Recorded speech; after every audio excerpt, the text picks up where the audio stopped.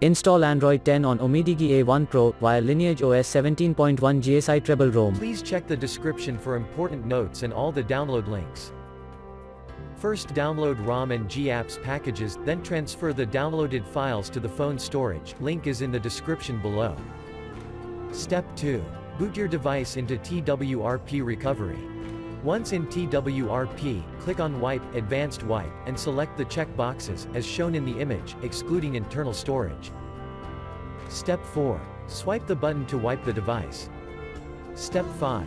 Go back to the recovery main screen, and tap on the Install button. Step 6. Navigate to the storage, and select the ROM zip file. Step 7. Finally, swipe the button on the screen, to install ROM file. Step 8. Flash the GApps zip package, in the same manner.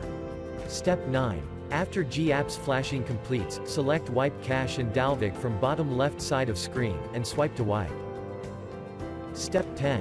When the flashing process is complete, hit Reboot System. That's it, you have successfully installed the ROM on your device.